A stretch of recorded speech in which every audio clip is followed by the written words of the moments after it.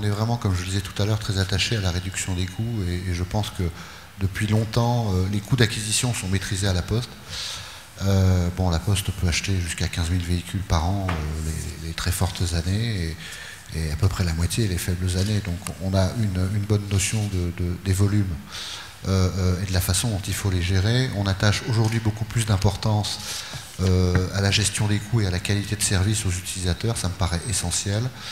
Le but étant de travailler sur les coûts induits, sur les comportements des utilisateurs, donc la sinistralité. Aujourd'hui, économiser 2% de remise sur l'acquisition, si derrière, pendant toute la durée du financement, le véhicule est mal géré, ça a quand même relativement peu d'intérêt. Donc on attache beaucoup d'importance à ça, au réseau notamment de carrossiers référents, de réparateurs référents. On s'oriente, nous, vers des réparateurs qui garantissent une bonne qualité de service à nos métiers, à nos clients internes de la Poste. Je tâche beaucoup d'importance à ça, une bonne maîtrise des coûts et des conditions qui sont négociées, notamment en termes de véhicules de remplacement. Le but étant de combattre ce qui coûte le plus cher, à mon sens, pour un parc automobile, en dehors de la sinistralité, c'est l'immobilisation pure et dure du véhicule. C'est la voiture non gérée. C'est une semaine dans un coin, elle n'est pas réparée, elle n'est pas passée en carrosserie, il y a un problème. Donc ça suppose pour le patron d'établissement d'utiliser d'autres types de véhicules, enfin d'autres véhicules, et donc ça multiplie les coûts par deux tout simplement.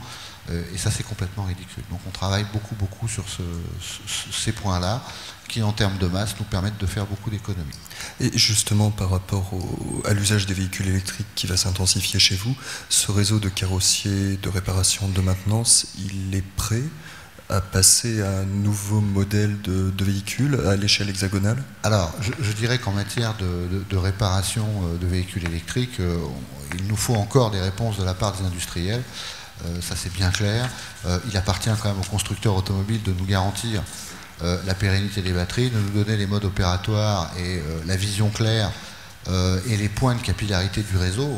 Aujourd'hui, les normes Poste, c'est un point d'après-vente à 10 km maximum de l'établissement. Il est hors de question pour nous de traverser Paris pour aller faire réparer une voiture. Ça, c'est des coûts induits. On n'a pas une demi-journée d'agents à perdre pour une réparation de véhicule. C'est pas concevable. Donc, clairement, il faut qu'on aille vite. Et clairement, dans le cadre de cet appel d'offres, qui, a priori, devrait porter des premières réponses au cours du premier semestre 2011, en termes de prototypes et des réponses plus précises, plus techniques, on le souhaite en tout cas, je pense qu'on aura, marque par marque, industriel par industriel, des réponses précises sur le niveau de capillarité et les modes opératoires. Est-ce que par exemple on va entretenir les voitures électriques auprès des succursales de constructeurs automobiles à des points de concession automobile agréés? Quel sera le nombre de points d'après-vente? Qui aura la possibilité de les réparer? On ne sait pas encore très précisément, donc on attend des réponses à ce niveau-là.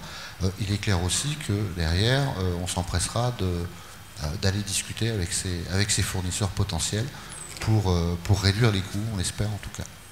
Les premières livraisons sont attendues quand pour les véhicules électriques? Je crois que les premières livraisons, en dehors des tests qui sont menés actuellement, c'est 2012. C'est ce qu'il y a de prévu 2012-2013, avec une intensification, sachant qu'effectivement les volumes prévus pour la Poste ne sont pas des volumes en one-shot, vont se répartir sur plusieurs exercices. Pratiquement les derniers devant être livrés avant la fin de l'année 2015. Voilà. En dehors de l'électrique, vous avez des véhicules hybrides ou des véhicules de biocarburants aux énergies alternatives? Bien sûr. Aujourd'hui, sur une partie de notre parc, notamment les véhicules de fonction, on n'a pas un parc très très important de véhicules de fonction, un peu plus d'un millier de véhicules. Mais on dispose bien sûr de véhicules hybrides, essentiellement de marque Toyota à ce jour. Et il est clair. Vous partagez le constat de M. Meyer? Bien sûr, tout à fait. Moi, je pense que le véhicule hybride, en dehors d'une utilisation spécifiquement exploitation, roulage quotidien et disponibilité de la voiture le soir, le véhicule hybride a également un avenir complètement, notamment sur des voitures particulières. Ça, aucun souci là-dessus. D'accord. Aucun souci là-dessus.